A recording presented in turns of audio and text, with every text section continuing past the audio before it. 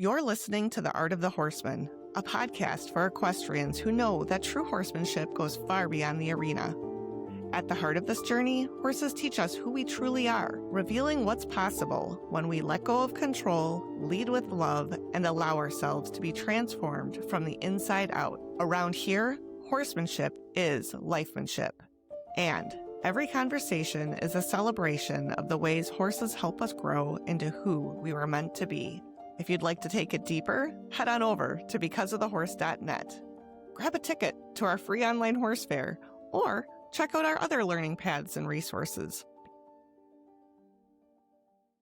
I'm Paula Curtis, and today we're revisiting a 2019 conversation with clinician and World Equestrian Games competitor Warwick Schiller, recorded just after I wrapped up our very first online horse fair. Warwick shares why mindset beats mechanics, how the 10-year-old girl's style of simply being with your horse builds real connection, and a few practical results you can try today, like 2 minutes of meditation and counting judgmental thoughts. We'll also touch on flow in high-pressure moments and letting presence, not pressure, guide the work. If you love relationship-first horsemanship, you're in the right place. Follow the show, leave us a quick review, and grab your free ticket to the online fair at becauseofthehorse.net/free ticket. All right, settle your breath, soften your eyes, get curious. Here's Warwick Schiller.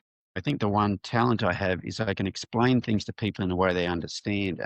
And I think I've been lucky because I'm not talented. And so I've had to really completely understand something before I can actually do it. And then I can teach it because I know all the ins and outs of it. And initially it was more along the lines of techniques. And then the last 2 or 3 years, I've had some huge, big changes in how I view things. And so now I can actually tell people how I made those mental changes as well, because I had to, the thing about, let's say like Tom Dorrance, okay? He didn't meditate. He didn't have mindfulness practices. He didn't go to yoga. He didn't do any of those things that a lot of people do these days to kind of get that inner peace thing going on. He just had that.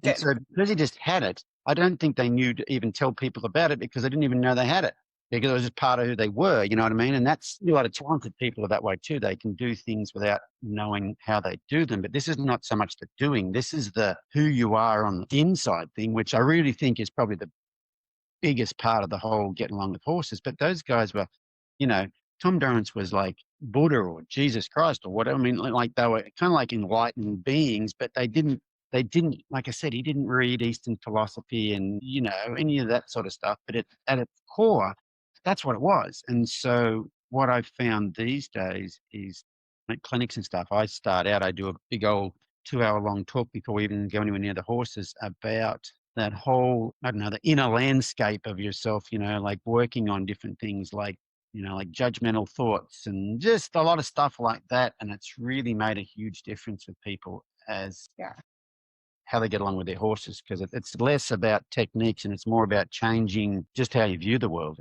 It really is. And I love how you say inner landscape, because it is a landscape. And I also love how you say Tom Dorrance was just a being, and that's what he was. He was just pure, I don't want to say pure because none of us are pure, but pure being. He was there, he was present, he was grounded, he was coming from this joyful inner spirit. Now, I've never met him, but I've studied him ever since I was a kid, and it's this pure energy that makes sense to the horse. It's so easy for them to understand. And then it's just, it's beauty moving forward. But he even said, I don't want to conjumble it too much, but he said as he got older, he realized even more how much less it needed to be, or how little it could actually take. And I don't remember where I had read that, but I thought that was interesting, that even for him, it was a journey.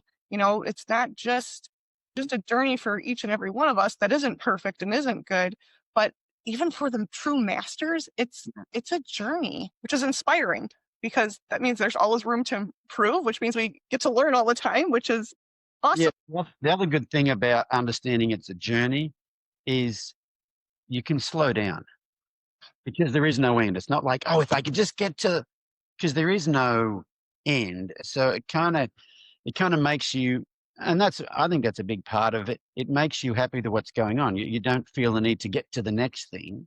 It's very process oriented versus results oriented. And people that I've met that were around Bill and Tom, they said, especially Bill, very, very process oriented. And I'll get back to the whole enlightenment thing here.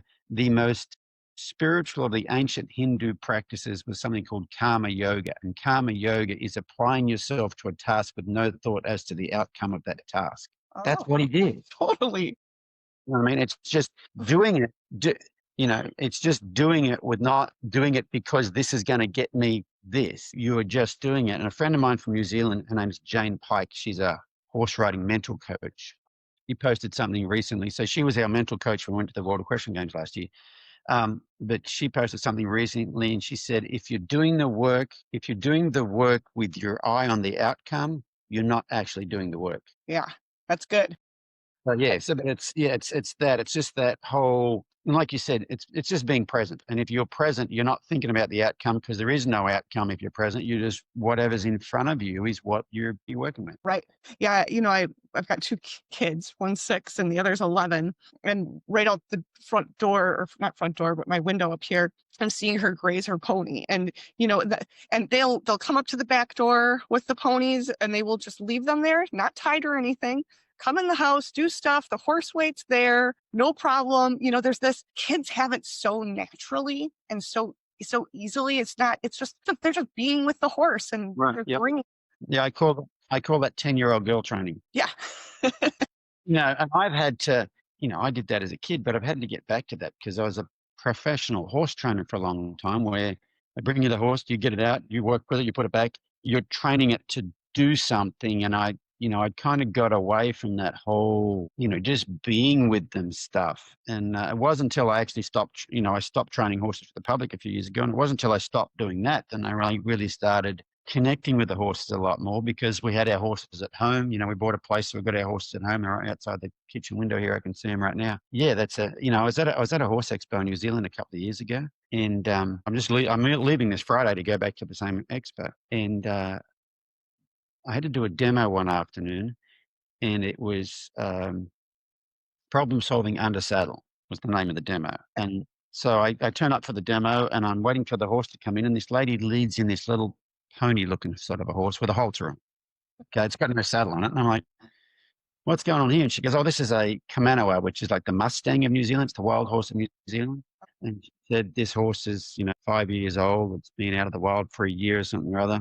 And I said, "Can you ride it? Because all these people have come to see a problem-solving under saddle demonstration. Right. Can you ride him?" And she said, "Oh yeah, my 10-year-old daughter rides him."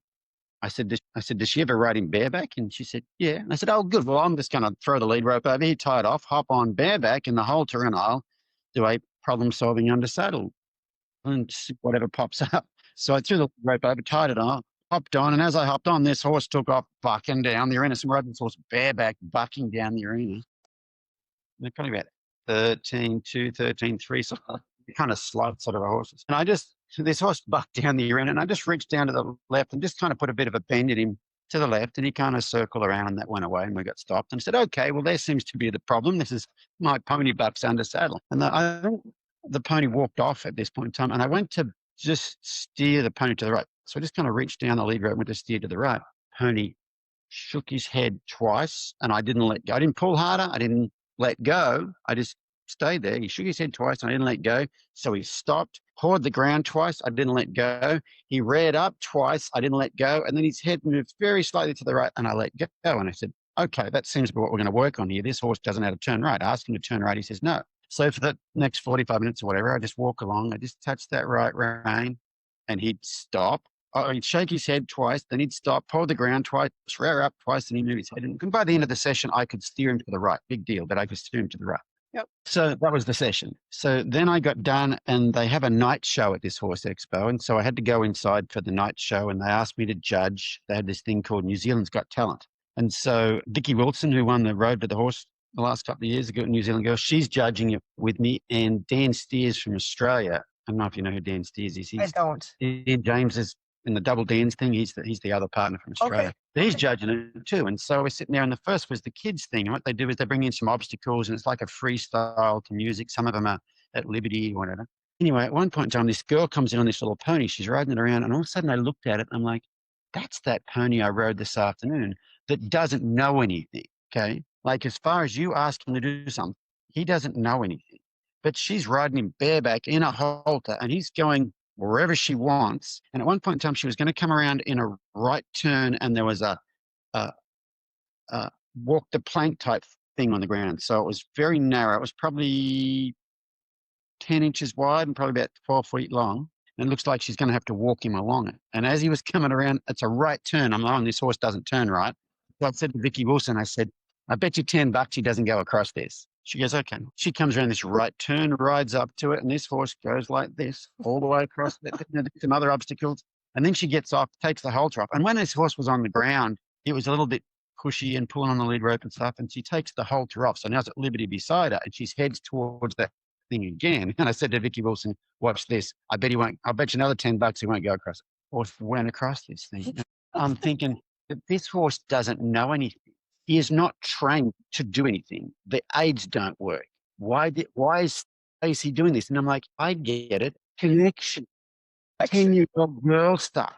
She spent all her time in this horse. She hasn't trained him to do anything, but whatever she wants him to do, he'll do because of the connection. I'm like, that's what I'm missing. I've been missing that for 30 years. I got away from that. When you get into being a horse trainer, you get away from doing that as a kid. You know what I mean? I do. And so, yeah, because she was 10 years old, they call it 10-year-old girl training. But she could get this horse to do things that it's not trained to do, ask it to do that doesn't do it. It's just that connection. So, yeah, I really got into like, yeah, that's something I need to do more of is 10-year-old girl training. Well, that's so cool because I think that empowers people as well, because you don't have to be a good trainer. And we all have to be good communicators. So that's something people could work on interpersonally as well as with horses. But it comes back to, it's hard, I think, initially in the thought process. But once you realize it, it makes it easier. It's all about working on ourselves. And then when we turn it around and realize we're the only one that has to change,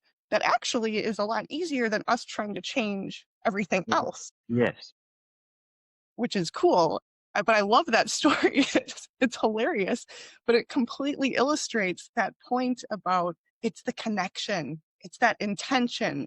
It's where you're coming from that matters to the horse, which is cool. I've been, like at clinics lately, I've been telling people, it's all about controlling what you think about, where your mind is, and also, and then your physiology from that, and I tell people, if you cannot control, like I recommend everybody takes up some sort of a meditation practice. I say, because if meditation is just about controlling what your mind thinks about. A lot of people think it's about not thinking about something. It's just about, you may have your mind focus on your breathing or sensation sitting in the chair or whatever, but it's controlling what your mind thinks about. And I tell people, if you can't control what your mind thinks about when you're sitting comfortably in a chair in your living room, then you're out trail riding. It's a windy day. Your horse's head goes up. His ears pop up there, and you look up there, and there's a plastic bag in a bush, and you've got to go past it. If you can't control it when nothing's going on, right then, I guarantee you're going to go to worst case scenario type things. Your butt cheeks are going to climb up, and your legs are going to climb up, and you can just mentally see yourself falling off. And then you're like,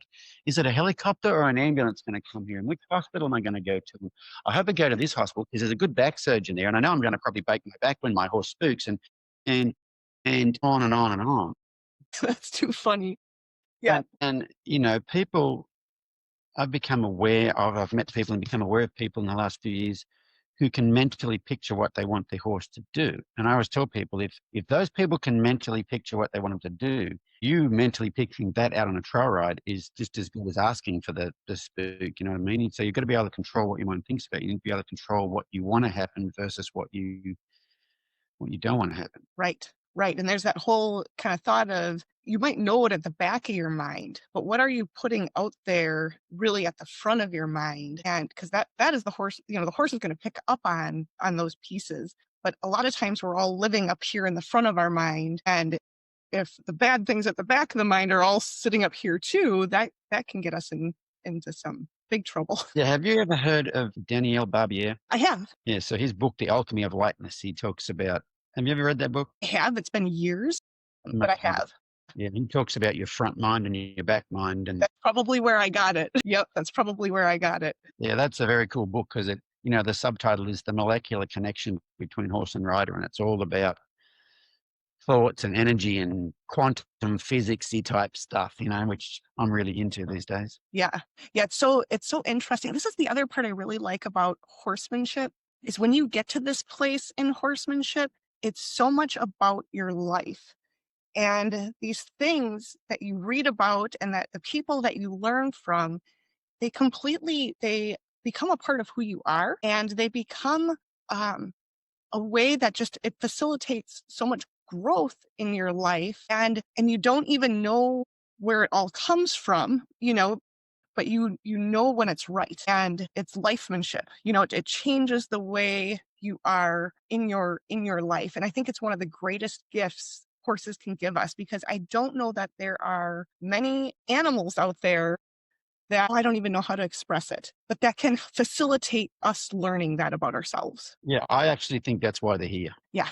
I think you're probably right. And I think that's why they can seem to be difficult. All the difficult goes away when you really change your thought process about what they're actually doing. And for a while now, I've been quoting Wayne Dyer when he says, when you change the way you look at things, the things you look at change. I like that. I've heard that. And it's just a thing with, I really think there are no difficult horses. They may be having some, people may be having difficulty with them, but they're not really difficult. They've been their last option because people haven't been listening to all the little things.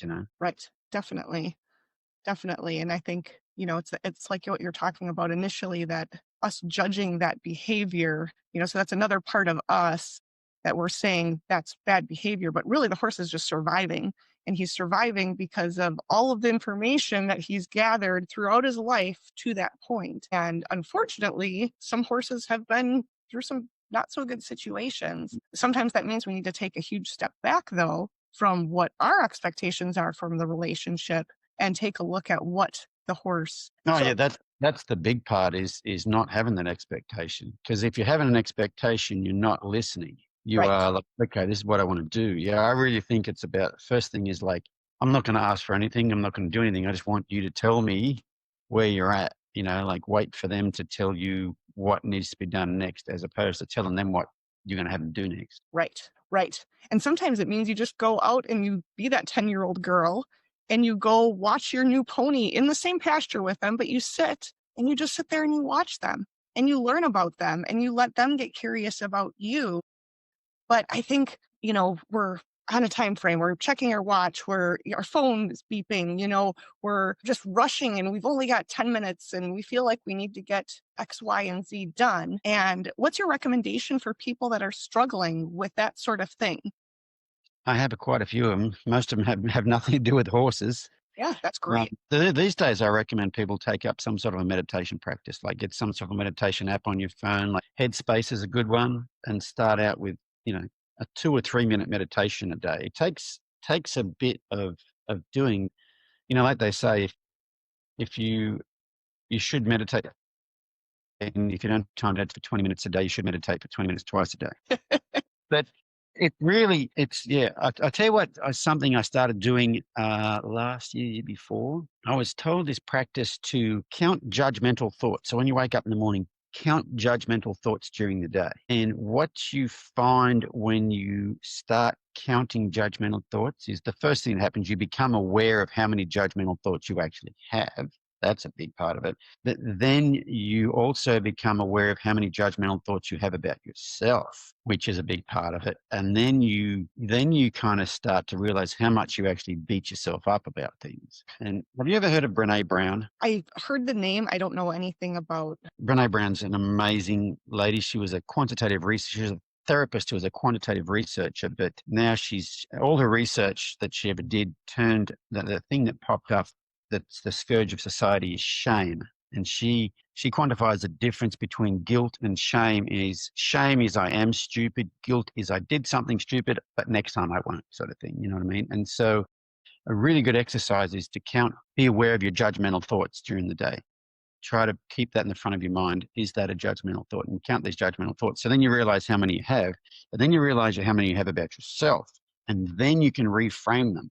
Instead of going, oh, I'm so stupid, you can say, well, that was a stupid thing to do. I'll remember not to do that next time. And so it takes that heavy weight of self-loathing or whatever the hell we all have, that whole, oh, you're not good enough and all that sort of stuff. It just starts to chip away at that. And I really think when you start chipping away at that stuff, that's when it starts helping with your horses, because you can also reframe things your horses do. Just learning to reframe judgments. And so when your horse does whatever, instead of going, oh, he's doing that because he's trying to get at me and you kind of go, well, he's doing that because that's what he feels he needs to do to survive right now. But I think it's anything you need to do with your horse, I think, is a good thing to do away from your horse. Like practice that personal growth stuff. The horse is where you get to test it out, but you don't, if you're trying to change that about you only when you're working with your horse, it's going to take forever, and you're going to inject a lot of that stuff into your horse. Whereas if you can work on it, away from that, and then use those skills that you've got to then use it when you're with your horse, I think that's really helpful. I think that is too. And I think that's really helpful for people to hear, because sometimes I think people think they need to do it all with their horse, but there's so much going on, and it's so hard to control all those little nuanced internal thoughts and feelings when you're with your horse, and it empowers them to then work on their horsemanship when they're away from their horse and become that person that they can then take to their horse and then get the feedback from their horse, whether they're on the right track or not, because the horse will give you a pretty clear idea. Yeah. Yeah, I think that's probably a big suggestion I'd make these days is all that sort of stuff, especially the meditation. I think the meditation is these days Navy SEALs meditate. Right. You know what I mean? It's not like it used to be some weird guy with a tie-dyed T-shirt, cross-legged on a rock or something like that. These days, NFL players meditate, Navy SEALs meditate, CEOs meditate. Everybody has some sort of I think we need that these days, because we're all addicted to our phones and we've just got emails and so much stuff going on. Whereas guys I once asked, I think it was Brian Newbert. When it wasn't Brian Newbert, it was Kurt Pate is who I actually asked one time. I said, so how did the Dorrance brothers get that way? I mean, they didn't meditate, they didn't read Eastern philosophy, they didn't go to see therapists. What? And he says, I think it comes from being poor and being around animals all your life. Yeah. So I presented at the Best Horse Practice Summit in Durango, Colorado a couple of years ago. And at the nighttime thing, we had a dinner. It's in an old town hall in Durango, Colorado. It's beautiful, but it's an old theater is what it is. And so at nighttime we had a dinner, and the after dinner entertainment was Brian Newbert and Randy Ryman up on stage telling stories about the Dorrances. One of the stories one of them told was that they had a herd of registered Angus cattle, okay? And I think they were tattooed under their lips, but they also had a tail tag on them that had their number on them. And Tom was away one time, and while he was gone, Bill cut the tail tags off this. I think there was 50 of these cows. So they're black Angus cows. So I don't know if you know what a herd of black Angus cows looks like, but they're identical. So when I hope I get the story right, but when Tom came home, he said to Bill, what happened to the tail tags? And Bill said, I cut those things up. We didn't need them. And Tom was like, well, how are we going to tell them apart? And Bill goes, I know every one of them. He goes, well, how are we going to know their numbers? He goes, well, I know them and their numbers. And Tom was like, really? And Bill says, yeah, let's go rope some. So they go out there, and Tom would rope the head, Bill would rope the heels, and then Tom would hop off his horse and walk down. And before he got down there, Bill would tell him the tattoo number before he got there and have a look at it. And I only roped about 4 of them, and he got every one of them right. And Tom goes, okay, well, you do know them. But he memorized the numbers of 50 black Angus cows that are all the same age and the same shape and the same height. I mean, how do you do that? Yeah, that's amazing. Like, that's like being so present. It's not funny. Totally. There's another brother, I think his name was Fred, and they said he had the best memory of all of them. That's how I've been told. Yeah. So there's just something, I don't know, must have been something about where they grew up or whatever. But I met a lady the other day, and she grew up in Arizona, close to the Mexican border.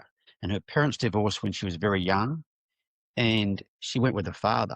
She was like 2 years old, and she went with her father. And so her grandfather was I can't pronounce the name of it. It's an Indian tribe starting with a Y. is it Yakovai or something like that? But her grandfather was a cowboy who worked on a ranch, but he was of that Indian tribe. And she spent all her childhood with him. And she said that he'd put her on the back of the saddle and they'd ride out. They might come over a rise and he would just stop and say, tell me when you see it. And she said she might sit there for half an hour and just observe everything that's going on. And she'd go, well, there's a pair of red hawks over there that look like they're lifetime mates or something or other. Things like that. And he'd go, look in the fork, have a look at the mountain line and the fork of the tree on the left, things like that. But she would just sit for hours and just observe things. Anyway, she can communicate with animals. She's got that, that mind, body, inner energy connection thing. But I think she got it from her spending all this time with her grandfather, who was, by the sounds of it, some sort of a mystical sort of a dude. But the stories she told me were pretty crazy about some of the things that she's experienced with animals, Right. just having that presence in her body. You know what I mean? She learned that at a young age instead of having that phone or whatever, sitting in front of the television. She spent hours and hours and hours and hours and hours just out in nature. And I think that's what the dinosaurs, when they grew up, that's what they did. I think that's so lacking now in society in general. And it really is sad because it completely takes us away from who we are and the powers that are actually inside of us, the powers that we're not able to access because we just put all this stuff on top of it. There's a lady that lives here in California named Kerry Lake. Okay. She's an animal communicator. Okay. But she teaches people how to do it. And she says, I'm not teaching you anything, I'm helping you remember. She says, when we were kids, we were all in touch with all this stuff and we could, there's information coming in and going out. And then we get to where it's all just going out, not really in touch with all this sort of stuff. I mentioned Jane Pike before, our mental coach for the World Equestrian Games. Her husband is a filmmaker for National Geographic, and he tells a story about being in the jungle in the Congo, and they were filming this tribe. And so he's doing all the camera work and the sound work, and there's the guy who's the microphone guy, we're in the Congo with this tribe sort of thing. And they would go out with them every day with the men hunting, and they walk off into the jungle, and he said, it's so thick, you walk 10 feet away from the camp and turn around, you don't know how you got there. The canopy's so thick until the sun's up, you don't know what direction it's in, that sort of thing. And so after 5 days of wandering around the jungle for 4 or 5 hours a day and then always finding their way back to camp, he said to the chief one day, so how do you find your way back to the camp? Because you're not doing the Hansel and Gretel, you're not dropping breadcrumbs, and I can't tell which way is which. And he said, oh, that's easy, we just ask the animals. And Giles was like, no, but I've been filming you for the last 5 days. I have not seen you stop, look up at a monkey and go, hey, Mr. Monkey, where's my house? Can you see it from up there? The guy says, oh, no, we don't talk to the animals. We talk to the animals. Wow. And Giles is like, you can talk to the animals? And he's like, yeah, can't you? And Giles was like, no. And so the chief was like, hey, kids, come over here. I want to show you something. This guy can't talk to the animals. It's perfectly normal for those people to be able to do it. Love it. And I really think all the First Nations people of the world could do that sort of thing because they just had that connection to nature. They weren't all civilized like we are. And so that's what that Kerry Lake talks about. She's talking about finding that again. She says we're all born with it, and then we're born with it to varying degrees, and then we have it civilized out of us. She told, because I said, well, how long have you been able to do it, like get this feedback from animals? She says, it was my first language. I could do it before I could talk. And I said, so once you could actually speak and form words, how did it go when you told your parents, oh, by the way, the dog tells me this, or the cat tells me this, or the birds, or whatever? And she said, oh, well, as you can imagine, don't be silly. Kerry's just talking to imaginary friends and that sort of thing. You know what I mean?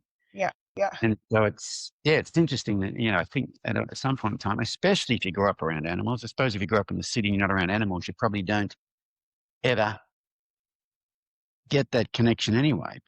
Yeah. So it's interesting stuff. It's interesting stuff. And it shows you how deep it can go and how far you can actually take it. Because, that's a completely different level than, your ordinary just horsemanship, I guess. Right. Yeah. But apparently we can all do it, and it's achievable. But it's all about that whole, getting in touch with yourself first. You know who Frederick Pignon is? Another name I've heard, but I don't. He's the French liberty guy. Does a lot of liberty stuff. Oh, yes, I do. Yep.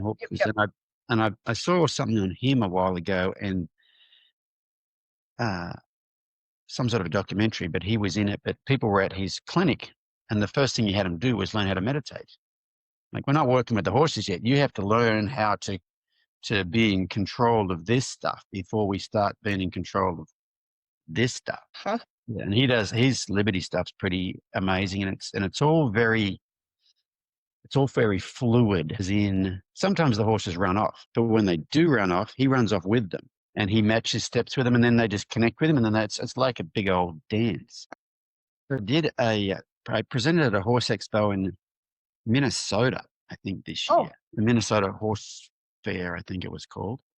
Sometimes at those horse expos, I'm kind of the most well-known person there, and sometimes I'm the least well-known person there. So sometimes you're in the little arena over the back, and the big guys are in the big coliseum. But at this one, a couple of days, I was in the main coliseum there. And one of the sessions I did, I talked for an hour about not training your horse. This, like, things that are not training, things about ways to create connection with the horse, but it's not asking them to do things. It's letting them know how present you are, and, maybe matching steps, and just being just aware of little things, and talking about when you ask for things, asking with energy first versus a cue first, and stuff like that. And that place holds about 5,000 people full. So that by the end of it, I looked around, there had to be a couple of thousand people in that thing, and they didn't leave. You know what I mean? There's actually more people coming in as I was there. So I went back to the booth, and I told people, if you want to have a chat, come back to the booth. So I go back to the booth. There's a line of people, and I noticed in the line, towards the back line, was this big, tall, old, craggy-faced cowboy guy. He's got an old, dirty, old straw hat on. He's got like a really dirty Carhartt jacket on with bib and brace overall sort of thing, And a lot of kind of enlightened people in the line asking questions about stuff. And he finally gets up to the front and introduces himself. And I'm thinking, yeah, this would be interesting. And he says, "So, Sonny, you were talking out there about moving horses with energy." And I said, "Yeah." And he said, "Do you want to know the best way to get a horse to move off your energy?" And I'm like, "Sure." And I'm thinking, this is going to involve a big stick, isn't it? And he said, "So what you should do is you should harness a great deal of energy in your root chakra, and then bring it up into your heart space and breathe it towards them." that was unexpected. In Minnesota. I mean, I'm here in California. You kind of expect that. You know what I mean? But this was an old cowboy guy. He probably was about 70 something, from Minnesota. And that was you could have knocked me over with a feather. That was the last thing I expected. The thing is, I think back in those days, that was common knowledge. Like that sort of thing. I did a clinic in Australia earlier this year, and a guy showed up the second day of the clinic and to watch, and he was a craggy faced old cowboy looking fella too, looked like a really old style horseman there. And he missed the whole introduction the first day. But I'm talking a lot about energy, and we're working on moving horses with energy and intention and all that sort of stuff. And he stuck around the rest of the day, and I thought, I bet this guy's over there thinking, you're an idiot. Right? And when I was finished, he stuck around and looked like he wanted to chat. So he came over and introduced himself, and he said, "You're talking about getting horses to move with energy." And I said, "Yeah." He said, "When I was a boy," he said, "I had an old guy show me," he said, "if you have a horse in a round pen and you want him to come to you, the best way to do it is look at point your finger at their hind end, look at their hind end, and just imagine all the energy coming out of you down your finger towards that hind end. And if you do it for long enough, they'll just roll around and come up to you." So that was two experiences this year where, so he was an older guy. He was probably in his early 60s, and he learned from an old guy. It's the same thing. So I think all this stuff's just been lost. Not like we're inventing something new here, like the tribe in the Congo and just things like that. It's not, everything old is new again. It's just few generations we've got away from that sort of thing. But I think we've just got to kind of relearn it. Yeah, I think you're right. And I think it's coming. I think there's some polarity occurring actually right now, where some people are really seeking it out and getting it back. And then you have the other side where it's going towards, something that's not, I don't want to say not real, but not it, I guess. And I've changed quite a bit about what I've done probably in the last 3 years. So for me, it's still pretty fresh in my mind, because what I was doing before, I was a professional trainer. So I was a horse trainer. Get the horse. I train him how to respond to certain cues. It doesn't matter. You give him, I give him, somebody else gives them.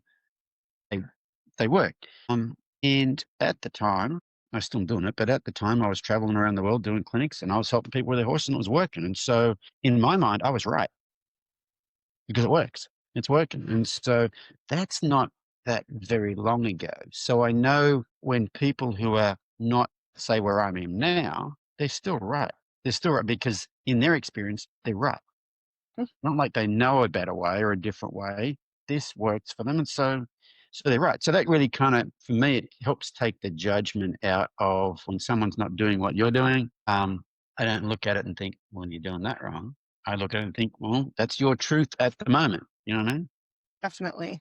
And so, and I think that helps you because if every person you see, you think something negative about them, that just adds up. Anyway, I took the year off last year from doing clinics. I kind of wanted to take a step back and, well, the plan was to take a step back and kind of sort some things out, but we ended up doing the World Equestrian Games too. So that was kind of fun. So I didn't travel much last year. I'm about traveling this year. And what I've realized after like that judgment thing I was telling you about, what I've realized in the past when I travel, if I'm in an airport, if I'm walking through an airport or sitting in an airport and I'm people watching, I'm judging. I'm not thinking the best thing about every person that's walking by, you know what I mean? And so what I had started doing was when I'm walking through the airport, when people walk the other way, I look them in the eye and I give them a little bit of an eye smile. They might not even look at you, but then I think, may you be happy. And the next person, may you be happy. May you be happy. Be happy. And what I found is you get to the other end of the airport and you have a completely different energy inside you than I used to have walking through an airport. So I realize now there's never nothing going on in here. It's either something negative or it's something positive. And if you don't, for me personally, if I don't choose the positive, because I've probably people watched for so long, it's just, I do it without even thinking about it. If I don't choose the positive, I'll be judging again, you know what I mean? But if I can have that may you be happy thing, and actually I've got a shorter version now. We just went to Morocco, of all places, believe it or not. I just got back from working with some horses in Morocco. But so Morocco is, it's the top left-hand corner of Africa, but it's just across from Europe and it's just next to the Middle East. So it's a complete mixture of Europe, Africa, and the Middle East. And so people there, they speak English too, but most people speak either Arabic or French. And the Arabic people, when they greet each other, they say, salam alaikum, which is basically peace to you. It's not, hey, I love those old cultures because we say, hey, how are you? But we don't really mean, how are you? But when those guys, they'll usually put their hand on their chest and they kind of look at you and they go, Salam alaikum. Like they say it with some sincerity, you know what I mean? It's like peace to you. So that's shorter than maybe happy. So now my airport saying is Salam alaikum. It's just comes out quicker. Uh-huh. Even the French there, they all say bonjour, hello, and then ça va, which I think is how are you? But they all of them, they go bonjour, ça va. They always touch their heart So interesting. when they say ça va. And they all mean it too. You know what I mean? Like there is no how you going kind of greeting. And if someone comes along to a group of people, they will walk around and shake, and they sometimes do the two kiss things too, but they'll be someone will walk up, no one even introduces them, but they'll walk, you're in a group of people, someone will walk up and the new person walks up and he just goes around and shakes hands with everybody there. You don't have to introduce them to do that. Like it was very, very cool. I think because it's an older culture, they're just a bit more, or I don't know if they're more connected with each other or just less disconnected than we are, one or the other. But yeah, I really like the way they greet each other. I like that too. That's interesting. They say there's been a lot lost in just the English language. It's a newer language, and it's even just the meanings of the words are lost. So it's interesting that you're talking about this because I've been kind of learning about that and some like Italian and Latin and how you can say one word and there's so much depth already implied in that word. And that's exactly what you're speaking to is there's that depth there that you don't get with the, hey, how are you? It's just kind of superficial and people answer superficially too, right? I'm fine. Are they really fine or how are they really feeling? And we can apply that to horses then too. Oh yeah. I started, so when I went down there, I was asked to go down there by the Royal Society for the Encouragement of Horses in Morocco. And it's a government department. It actually comes under the Ministry of Agriculture, but it's a government really wants the encouragement of horses. And so this big facility, and they mostly have the Barb breed there. They're Barbs and they're pure Arabians. And it's a big breeding facility. They have all these stallions. So I got to work with all these stallions, these purebred Barb stallions, and some of them are supposed to be pushy and some of them are supposed to be aggressive and, all these sorts of things. And I just worked on, so they had a round pen there. So I just worked with all these horses, just getting them to connect. And initially you turn them loose and they just run around and look at the fence. But after a while, they come and connect. And, we videoed the whole thing. I was watching some of the video the other day. And when I reach out and they sniff me on the hand, I'd go, Salam alaikum. Cool. There was something about those horses though. Like, I don't know if it's I don't know what it is, but like when one of those, it's crazy, but one of those Barb stallions, like, looks you in the eye, they like look into your soul. It was pretty cool. Yeah, that is pretty cool. And it was what's interesting. So I'm in this round pen, and across the road is a mosque that's got a big tall minaret off of it. And 5 times a day, the call to prayer would go off. Oh, It was very, very cool. A couple of times, some of the horses had were laying down when the call to prayer went off. That was pretty cool. I got a couple of pictures of me squatting down here, and there's a horse laying down here, and in the background here's this the mosque across the street. It was pretty cool. it's really cool. I got to tell this story. We went and saw a thing there. It was the most amazing thing I've ever seen. So that in Morocco, they have this cultural thing called Teburida, and it's a horse event, and it's based on old warfare practices. And what they do, they have a team of 15 in a row, and they're all dressed up in the full whole Arabic garb, you know what I mean? And they're all carrying these big musket rifles. And what they do is in a line, they canter slow, then they canter fast, then they canter full gallop, and these guys stand up in the stirrups at a full gallop holding these big muskets, and they swing them around, and then boom, they shoot them all off at exactly the same time, and then they come to a halt in a line.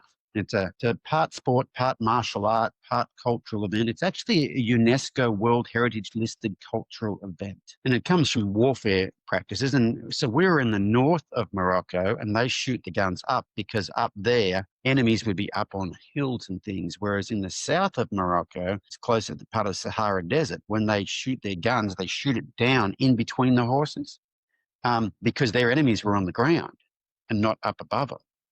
But so this thing we went to, there was 1,100 stallions in one place at one time, like closely packed in together. Every one of them has like a finely embroidered saddle and saddle cloths with the silver and stuff in it and tassels hanging off it and the full decorative brow bands. And I mean, it was just, I felt like I was on the scene of, not Ben-Hur, that's Roman, but I felt like I was in a movie. But there's 1,100 stallions in one place at the same time. The energy was just crazy. It was amazing. I bet. I think it's so cool that you've been able to travel the world and see some of these differences in not only, how people express themselves culturally, but also to be able to see what they're doing with their horses, because it opens the door to more possibilities that would not have even, just by language, barriers you wouldn't even discover because you don't have the language to discover it. So being able to see it and be exposed to it that's pretty special. That's pretty neat. It was very cool when I worked with those stallions there because they had an interpreter for me. So this guy's been an interpreter at the UN, you can talk to him and he can talk a different language in real time. So you can just keep talking. He just keeps spitting it out. So it comes in one ear, he processes in another language and spits it out. And so he was very, very helpful. Most people watching English wasn't their first language, or even they might not even know English. Sometimes he was talking French, sometimes he was talking. Wow. So he was doing like a lot of languages. Yeah. So sometimes it was French, sometimes it was Arabic. He wasn't translating it into both, but it was pretty cool working with these Barb stallions with all the trainers and breeders from around there were there watching. Yeah, it was very, very cool. So tell us a little bit about your journey getting to where you are now, because you started in Australia, if I'm not mistaken. Is that correct? Australia, yeah. Grew up on a 1,200-acre sheep and wheat farm in Australia. And, rode horses as a kid. And my father rodeoed towards the end of the 60s. They started importing quarter horses into Australia. And so he got to be around the quarter horses because of the time, all the timed events, Oh, the sure. roping and the steer wrestling and that sort of thing. And so there were, when we started riding, we started on ponies, and then by the time we got to horses, we had quarter horses, and we showed at the quarter horse shows, did all the, the Western event things. Okay. And then what brought you to the United States? I wanted to come over for a year just to learn more about training horses, especially the reining horses. I want to learn how to train the reiners so I could go home and train my own horses. And so initially it was just a year. I was here for a year, and I was going to go home and not have come back again. And the trainer I was working for, the day I left, shook hands on his porch when I was leaving, and he said, if you want to come back, I'll give you a job. He said, you could do this for a living if you wanted to. Your boy from Australia, I'd never even thought of that. And I'd met my wife, Robin, in the meantime. She ran like a scalded cat. I chased her for a year and didn't catch her, but went back to Australia. And then I think when I went back to Australia, she kind of missed me chasing her around. So then the letters got a little nicer. I had two reasons to come back: the job offer and that. Yeah, I went back to work for him. I went back to work for him for a couple of years. Then we got married, and so then I went out on my own. So we're in the San Francisco Bay Area. So I've always been, I was in the East Bay when I was first here, and now we're in the South Bay. We're down in the bottom end of Silicon Valley. It's interesting is this was all ranch land before, old Spanish land grant stuff. And this town, when I first met Robin about 9 years ago, it was probably about 10,000 people, but now it's a satellite community. It's a bedroom community for Silicon Valley. So there's probably 40,000 people here now. This county used to have more cows than people in it. But we're not very far from where the Dianches were in Salinas, but they've all worked around here. Joe Walters worked on, like I can see a ranch out my window here that Joe Walters worked on. Okay. We used to have a picture of one of like that backdrop you've got behind you. We've got a backdrop for the horse expos, and one of the pictures on them was a picture of my wife and I with those hills in the background. And I was at a horse expo in Canada one time, and Pat Pirelli walked up the booth, and he looks at the hills and he goes, "That's in Hollister." And I said, "Yeah." And he goes, "I've worked on that ranch." That's pretty neat to have all that history surrounding the area that you're in. Yeah, some of the first reined cow horse competitions were actually at our local fairgrounds here back in the 40s, I think. This was all Spanish land grant stuff, and there were a lot of like the carers around here at some point in time. Sure. Our local fair here, they have a figure eight roping. It's the only place in the world they have it. Well, you ever had figure eight roping? I have. Yeah. Yeah. Yeah. So they have a competition here, and there's 20-year-old guys around here who can do it. In other places, there's probably only really old guys who can do it, but they've kept the tradition going here. And so they rope them and they around the horns and they figure eight and they catch their front feet. So when you do it, I think you get 5 points for catching everything, 1 point for catching the horn on one front foot, I think, if I'm not correct, maybe two, and then 0 if you only get the horns or you miss. Huh. So you have a lot of that vaquero tradition just in this area. There is a great deal of it, yeah. Yeah. Interesting. Have you met any kind of older type fellows in the area that, they have parents and grandparents that were vaqueros, that they had stories that they've shared, or is it? Not a lot of them. I wouldn't say a lot of them. I know some people who have told me old stories about back in the old days here, but no, I haven't heard a lot of them. There's a really good museum underneath the grandstand out at the fairgrounds out here that's got some really cool old pictures and old saddles and old bits and stuff. It's amazing. Yeah, their tack was beautiful. I mean, that was their showpiece. So you just got over doing the World Equestrian Games. Can you tell us the story about that and the horses that went? And yes, so we moved back to Australia in 2006. Between 2006 and 2010, we were living in Australia, and while we're there, we helped organise Australia's first reining team for the World Equestrian Games, and that was in Lexington, Kentucky. And we thought that would be a one-off, like we'd never get to do that again. And then last year, they're going to have the World Equestrian Games. They had the World Equestrian Games here in the US, and so we thought we'd try for it again. I hadn't been competing in the reining for about 4 years. My wife still had been.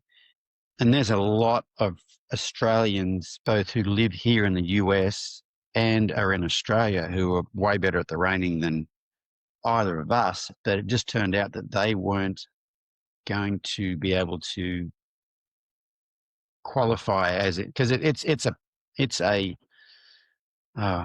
journey's not the word I'm looking for. It's a big deal to get qualified. I mean, it takes a lot of effort, time, money, the whole thing. And so I'd already decided I wasn't traveling doing clinics last year. And so I had the opportunity to do that. So we both qualified and made the team for that. And then so the horses we took, we owned both of them. One, Robin's horse was the oldest horse at WEG. He was the oldest running horse at WEG, and mine I think was one of the older ones there. But they're probably the only two reining horses at WEG who weren't clipped and had bite marks on them because they live in a pasture together. I can see the two of them right outside our kitchen window here right now. Yeah. And so, sorry, the dogs are whining. And so, yeah, so they were. It was good to go and compete and kind of show that you can have that relationship thing with a competition horse. You know what I mean?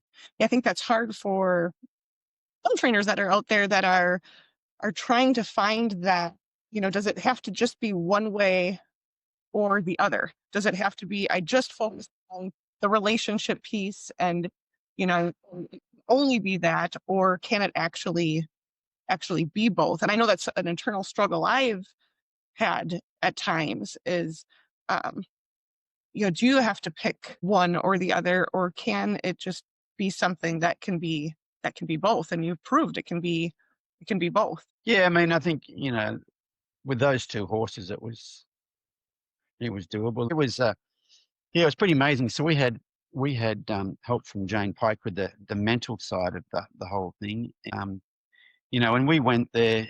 Our team coach or our chef d'equipe, as they call them, he said, "So what do you think you guys can score on these two horses? If everything works out, if you're good, they're prepared, right? Everything goes right on the day." And both Robin and I said, we can probably, 217.5, which should be 72.5 under all three judges. We thought we could do that. And so then we went the first round. I was 217, Robin was a 218, and they have the first round is the team competition. So they award the team medals from that.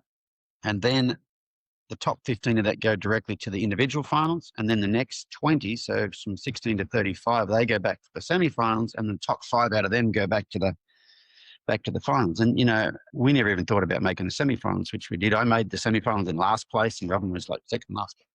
And then we came back in and we bettered our scores so I was at 220 the second time around, and Robin was at 220.5. And that was way better than we thought we could ever do. So they were our highest scores ever on the biggest stage ever. And Robin didn't make it back to the finals. She was in 6th place and I was in 7th. So we almost made it back to the finals on our little cheapy backyard horses here, But the big part of it was the mental coaching that Jane Pike had given us leading up to it. That was the thing. Like I've never been that relaxed competing ever, even at a small show. It was just, everything was like, we were just in the zone, like in the state of flow. Like everything was crystal clear, and yeah, it was great. It was a great experience. It's pretty cool that you were able to achieve that level mentally in a high pressure situation, because the thing is, I showed better than I've ever shown before, and I haven't shown for 4 years. So it's not the physical thing that you need. It's that mental thing. And Jane, her coaching during the year, one of the things she did a Zoom call like this, and she asked us some questions, and some of those questions sounded like they're about, self-limiting beliefs, those sorts of things. But then she made this audio for us to listen to, different one for me than for Robin. And you have to listen to it with stereo headphones, and it's about half an hour long. And when it starts out, the first 10 minutes is Jane talking in both ears. But after about 10 minutes, this Jane keeps talking and a different Jane starts over here. And so there's these two voices in your ears. And you can't listen to both of them at the same time. You can only listen to one. But apparently, I found out later that it's actually a hypnotism thing, and it gets into your subconscious. And so when I competed the first time at the World Equestrian Games, it was different. Like something felt different that I've never felt before, and I wasn't sure what it was. And then when I competed the second time, I came out and was like, that was different. And then I realized what was different was that little crappy voice in the back of your head that says, you're not good enough. What are you doing here? Who do you think you are? You suck. Whatever. Wasn't there anymore. And that's the first time I actually realized it had been there. So it's been there all the time in the background, playing so much that you're not even consciously aware of it. So I wasn't aware of it until it wasn't there. That's so interesting. She bypassed, maybe, I don't know if I'm getting this right, but it sounds like she bypassed your ability to listen to what she was saying and compute it logically and put it through all your filters and And instead, she just basically implanted it right in your head.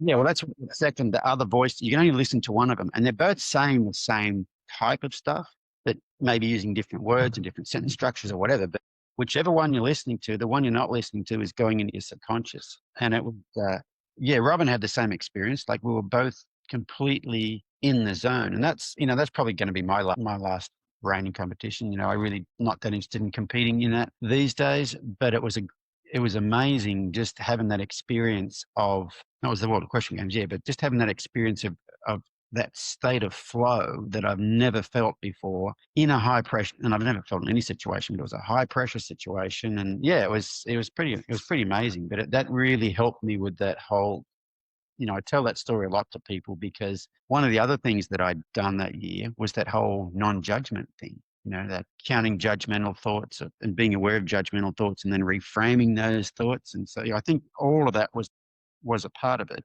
but definitely Jane's coaching was a big part of it. Jane, a lot of her coaching is for people who have fear around riding, but she also does the competition stuff too. Interesting. Yeah, the fear thing around riding is such an important thing for people to be able to work on away from the horse and deal with. And that comes up so regularly for people. And they often feel not only the fear of the actual fear they're experiencing, but the fear of even letting other people know that they're fearful.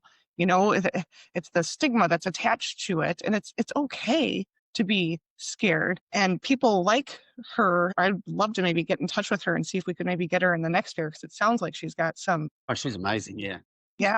Yeah, because I think that's that's just such a huge piece of the puzzle for all of us, I guess. I mean, we all have fears, let's face it. Yes. I think a lot of times people have trouble with their horses because they're afraid that they don't want to admit they're afraid. So there's some sort of an excuse there. They're blaming the horse, but he won't do this, he won't do that. And all the problems are coming from the fact that they're afraid but won't admit they're afraid. And Jane talks a lot about, she says, that whole fake it till you make it thing is crap because it doesn't work with horses. So these days they use horses a lot for equine assisted therapy, those sorts of things, team building, stuff like that. And one of the things I think that horses are good for that stuff is because they're very good at detecting incongruent behavior. When you're in a landscape and you're at a landscape, don't line up. And when you pretend you're not afraid, but you're afraid, I think it makes them react worse than if you just said, hey, I'm afraid, because you don't have that incongruency. If you're worried on the inside and you tell them, you admit that you're worried on the outside, it's a completely different feeling than if you are fearful on the inside and you're trying to do your best to put on a brave face, because that just makes you a liar. And I think that makes them a little bit concerned about being around you. And I don't know if this is true, but I've been using this story at clinics a lot lately. So, I think the reason horses are very good at detecting incongruent behavior. If you've ever watched like a National Geographic thing and there's a herd of zebra and there's a lion walking past and he's walking past and he's thinking, I'm going to walk past and go to the waterhole. Okay. What he's showing on the outside is showing on the inside. But if that lion said, I'm going to walk past, but really I'm thinking about trying to get one of these zebras here, that whole energy would be completely different. And I think that's the thing they really have evolved to attune to, is that incongruent behavior. I'm going to pretend I'm walking past, but really I'm trying to eat one of you guys.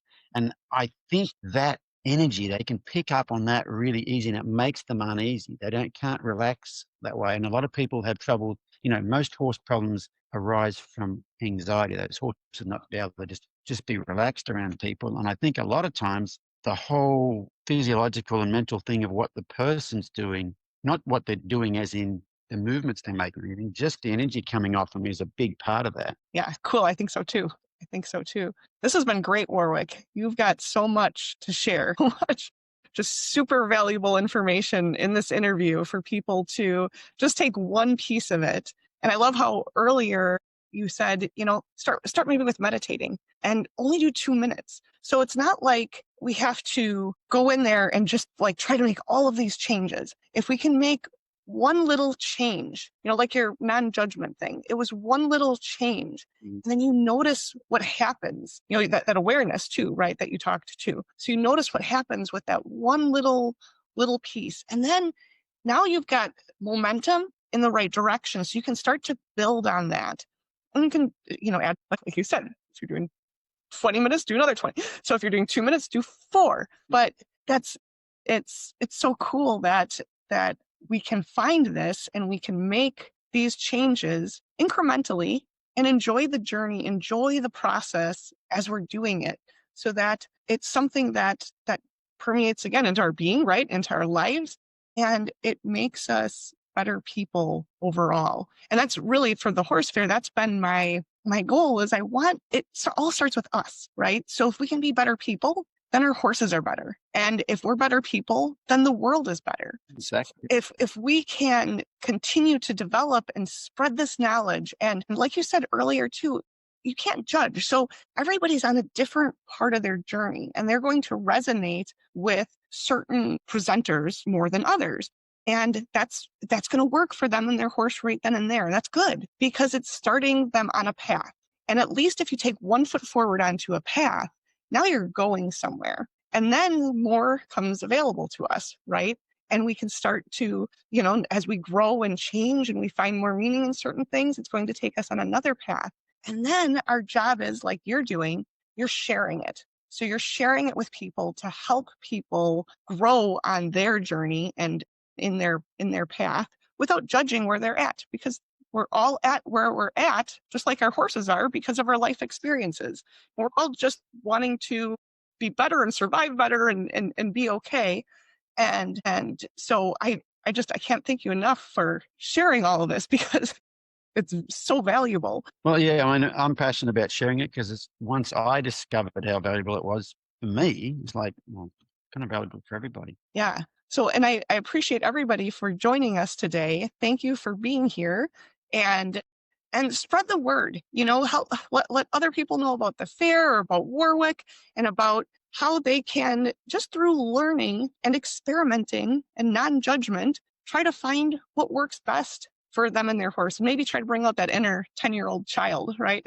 Big part. But, I think to do that 10-year-old girl stuff, you have to get rid of expectations, and you have to get rid of judgments, and you have to be present. Someone once, when I coined the term 10-year-old girl training a couple of years ago, someone sent me a picture of their son, and they said, doing some 4-year-old boy training, and the horse was standing in the pen and the boy was off riding his bicycle around or whatever. And I said, no, that's not really 10-year-old girl training. 10-year-old girl training is you are with your horse and you are right there. You can see every hair in his mane. You're not doing something else.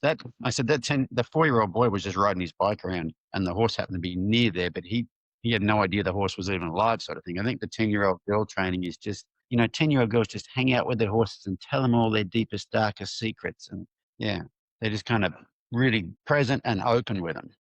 Yeah, that's I met an old guy last year who was friends with Tom and Bill Dorrance, and I think the story was about Tom coming to visit him one day, but he now trains cutting horses, this guy. And he hadn't seen Tom for a few years, and Tom came to visit him, and he pulled up out the front of the barn and came in the barn, and they sat down to have a chat. So in this barn, there is a barn cat. It's a wild barn cat. It's black and white, and this guy said, I know it's black and white, but I have not ever seen it for long enough to tell you if it has a black patch on its left eye or a white patch on its right hip. He just kind of flits from here to there like wild barn cats do. And he said, when we sat down and started talking, and about half an hour later, that cat flitted across the end of the barn aisle. I don't usually see him in the middle of the day, but that's fine. Then 20 minutes later, he was sitting at the end of the barn aisle, which he said, it's the first time I've ever looked at him and laid eyes on him and seen he's got a black patch on his left eye.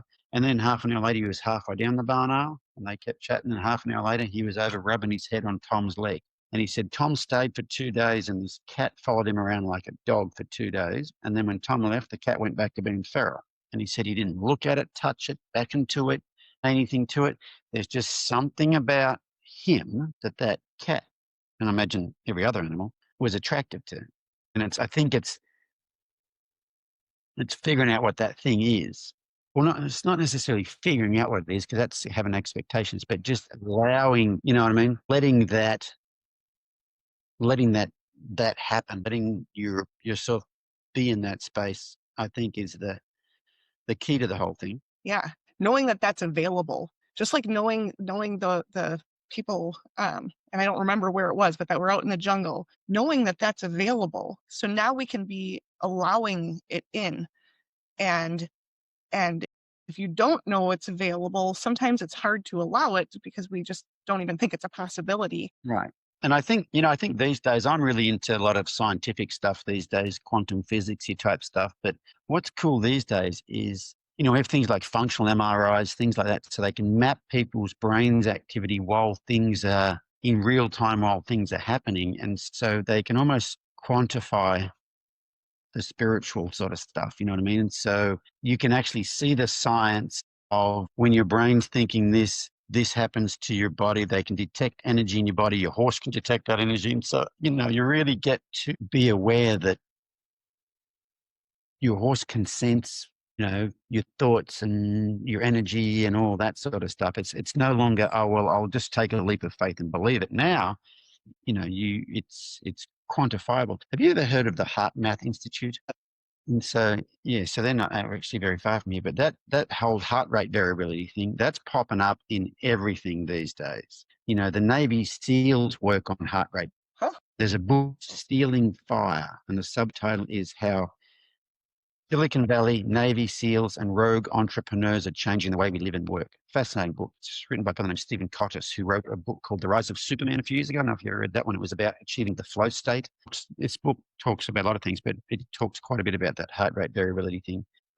I was in the UK recently doing some clinics, and before I left the UK, I went to this one-day seminar in London by these couple of guys who were like spiritual scientists. They can prove the power of thoughts and all that sort of stuff.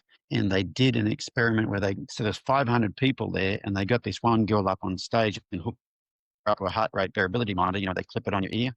And then we all did this heart math meditation, all 500 of us. And this girl got her heart rate coherence to 100% on stage in front of 500 people. And I think it might have been the community, the vibe there too. But yeah, it was very, very cool. Her heart rate was still 120. So she was still highly stressed about being in front of all those people. But her heart rate variability was 100%, which means you're in a totally relaxed state. So yeah, it was pretty cool. It is pretty cool. Yeah. Yeah. There's so much out there to play around with, I guess, and experiment with. Yeah, let me show you a little gadget. So this is called a Mew. It's a brain sensing headband. I've heard of these. And put it on like this over your ears, and then it hooks to an app on your phone, and you have earphones in there, and you meditate with it. And the thing about meditating is you don't know if you're doing it right. So what this thing does is you can choose the sounds. I've got it on rainforest. And so if your mind is kind of scattered, you hear heavy rain. And if your mind gets quite clear, you hear really light rain on leaves. And then if you get really in a meditative state, birds chirp, like the sun's come out and birds are chirping. It's good. I think it's great because, you don't know if your meditation practice is actually working or not. Am I getting it? You know what I mean? Yeah. And so that actually gives you feedback on what's going on. And it's stuff, things like that these days, like we have so much technology that's bad for us, like being addicted to the phone, but there's also a lot of technology like that that's really good for us because it can really help us tell if we're like that heart rate, that heart rate variability thing, or the things like that Muse. They really tell us if we're on the right track, and then what changes you need to make if you need to make some. Right. And then you're not interrupting your meditation wondering if you're meditating. Well, that's the thing. When I first started using that thing, and it said, if you hear birds, then you're in a really good place. So I'm listening to it, heavy rain. I'm trying to get the heavy rain to go away, and the rain gets lighter. And then I hear some birds. I'm like, I got the birds. So you've got to be able to take the feedback of the birds telling you in the right place without actually judging the fact that you're now in the right place. It takes a little bit of work to ignore the birds, but I had a girl at a horse expo recently come by the booth and saying, I've tried to, and she seemed like she was kind of an anxious type. She said, I've tried meditating. I just can't meditate. And I said, well, how have you tried to meditate? She goes, well, I sit down and I try to be really relaxed. No, that's not meditating. That's what will happen when you can meditate. Yeah. She said, and I've had a lot of people say this, I just can't do it because I just can't stop my mind from wandering off. And I said, okay, there's the problem right there is it's not about stopping your mind from wandering off. It's bringing it back when you notice it's wandered off. It's going to wander off. You're judging yourself too much, saying, I can't do this. It's not working. I said that everybody's mind wanders off. It's just your job to just bring it back. It's not supposed to stay there. I said, it's like dressage. It's how many transitions you can do that's important. Staying at the trot or staying at the walk, it's the transitions that's the big deal. And it's the same thing with your meditation. A lot of people are like, oh, I never thought of it that way. So it's just their perception of their meditation practice more so than their meditation practice. You know what I mean? So it's, once again, it comes back to that judgment thing. In 600 BC, a Chinese philosopher named Lao Tzu said, if you're depressed, you're living in the past. And if you're anxious, you're living in the future. And if you are peaceful, you're living in the present. And what I've found with horses is if you're having problems with them, they're either one or the other. And so, horses that are anxious, their heads up, they're looking around, they're like, am I going to have to run? Am I going to have to go and save my life? They're in that sympathetic nervous system. Do I have to? So that's one of the things. Or if you've got a horse that's shut down, who's just being too obedient, which is I was very good at that in the past, is getting them so obedient that it's kind of go inside their head there.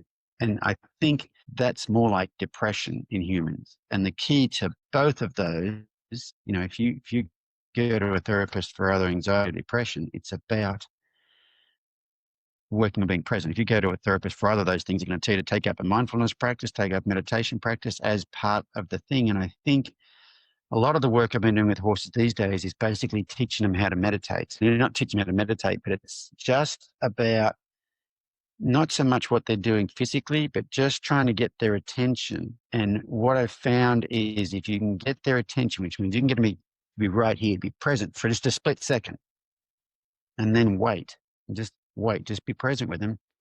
They'll have these big old licks and shoes. And I think a lot of horses, like if they're a problem horse, they're usually quite anxious. But the horses that aren't a problem but are kind of shut down a bit, those ones are like being depressed. But it's I think the key to both of them is being able to get them to be present. So the shutdown ones, they're probably a bit more difficult because you can't ask for their attention, because anytime you ask them for anything, they just kind of go further inside. But the anxious ones, just getting their attention. So, I used to use the flag and stuff. I used to use the flag, like say to move their hind end over. I used to use it to move their hind end over. I don't so much anymore. I only use the flag towards their hind end to get their thoughts to come back to that side of their body. But when their thoughts come back there, the hind end will move over. But I'm not really working on the physical part. I'm working on the mental part.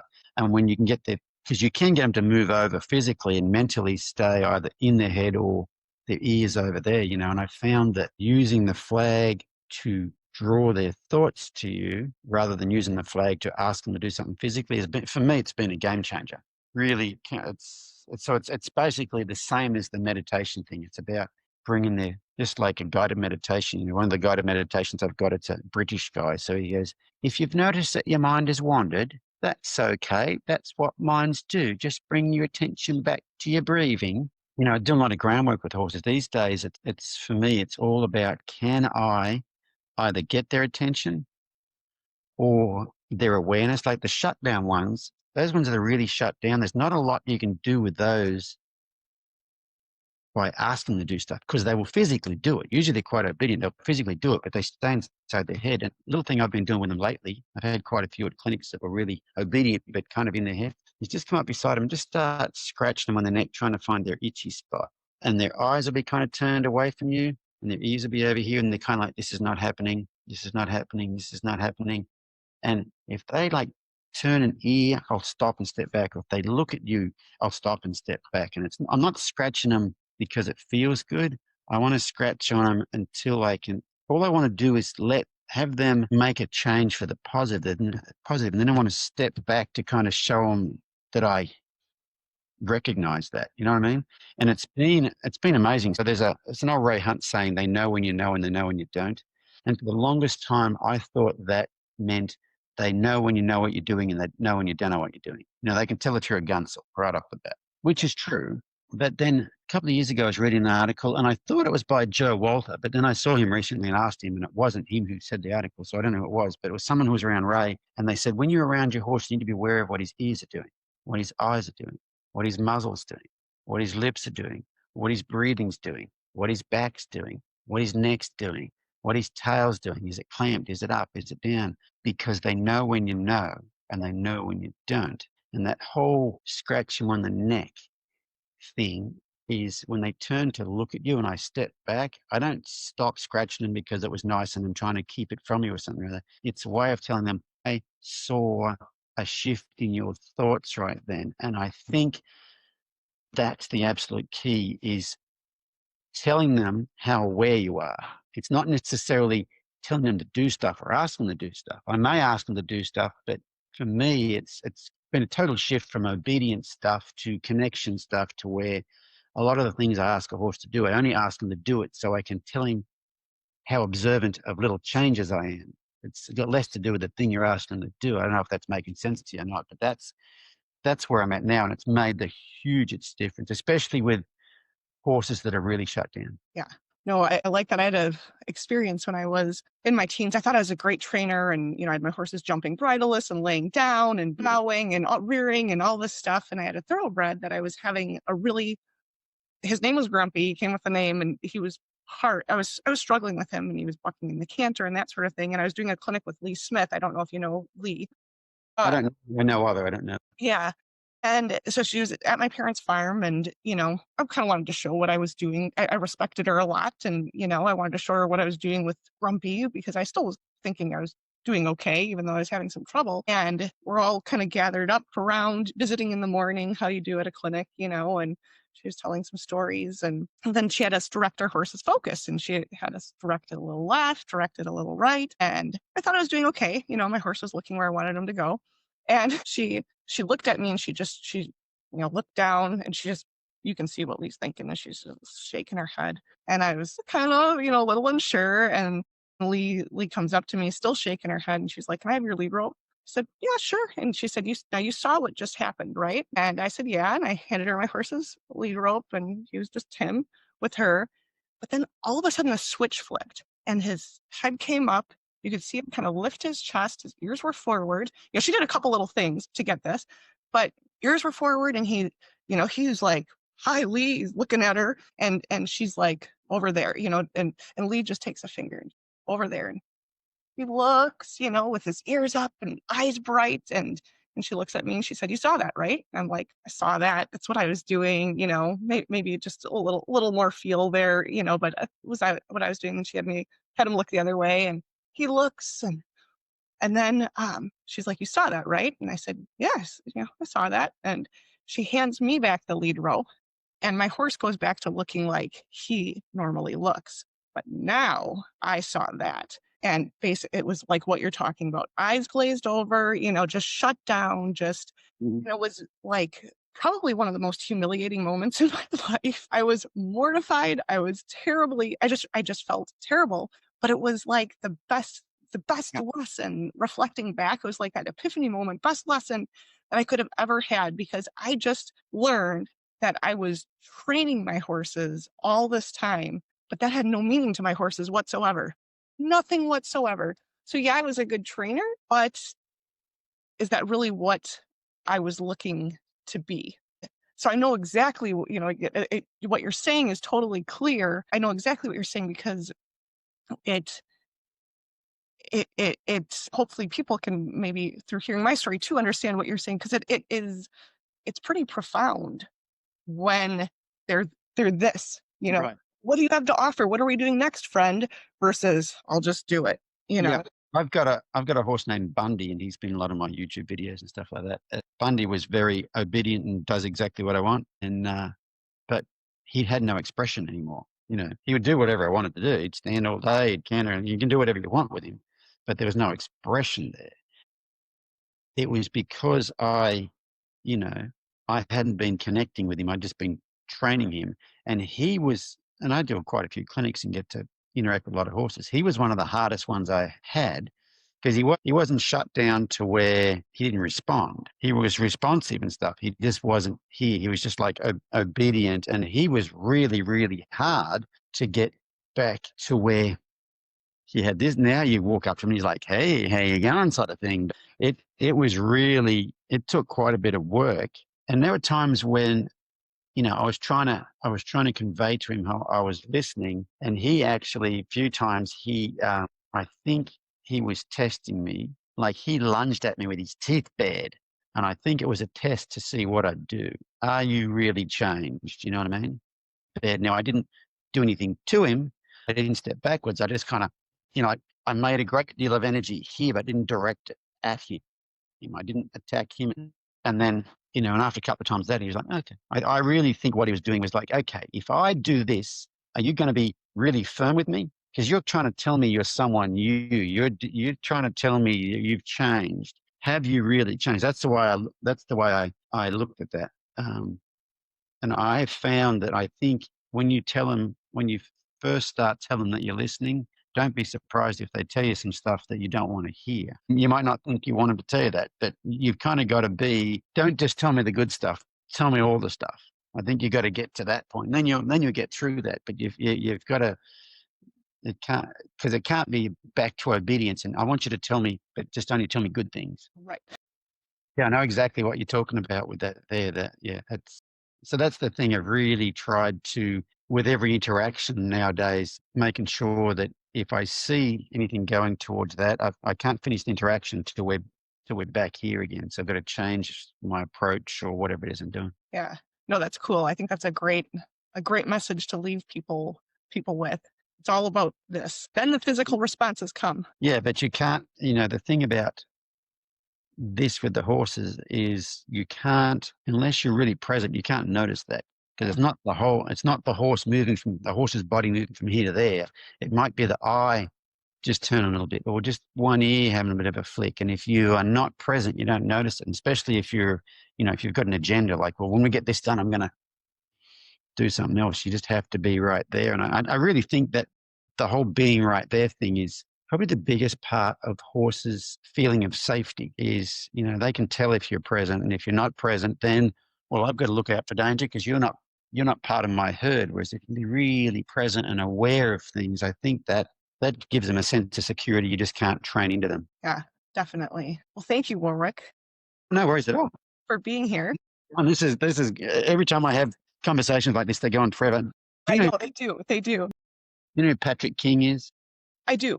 I don't know. I haven't done anything with him, so I don't know terribly much about him, but my mom's ridden with him. You would have conversations with Patrick King, but he has a podcast, and he had me on his podcast one night, and the podcast recording part of it went for 2 hours and then finished up there, but then we're still on the phone and we talked for another 2 hours. It was 1 o'clock in the morning where he was, and he had to get up and go to the airport at like 5 o'clock or something or other. But yeah, it was like a 4-hour conversation. Well, these are the best because there's so many layers and so much depth and so many places you can take it. And it's fun because it just fires you all up inside and it gets you. Yeah, and it's not, it's not really about horse training. I think the horses are just a facilitator for, they're the thing that I think no one goes to a clinic because they want to go, I want to experience some personal growth, because that sucks. That's no fun. But they go to a clinic and they go, I want to solve this issue with my horse. And a lot of times to solve the issue with the horse, you have to probably make some changes. And I think that's the cool part is we all want to get along with our horses better. And the horses present a kind of a challenge that where if we want them to be better, we kind of have to be better. So the whole world wins, you know what I mean? But no one signs up for this stuff on their own. I think the horses are the ones that push us towards it. I think so too. I think they're leading the way more than we know. I really believe so. Yeah. Yeah. Well, good. Well, I think we'll wrap it up as at this. And thank you everyone for being here. Warwick, if you want to say goodbye to everybody. Yes, I'd love to say goodbye. Thanks so much for listening, and hopefully you guys are thinking about getting your meditation practice started. All right. So thank you all for being here and have a great rest of your day.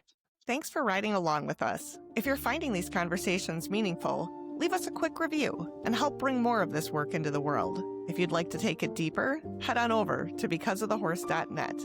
Grab a ticket to our free online horse fair, or check out our other learning paths and resources. Because of the Horse, I believe in better people, better horses, and a better world.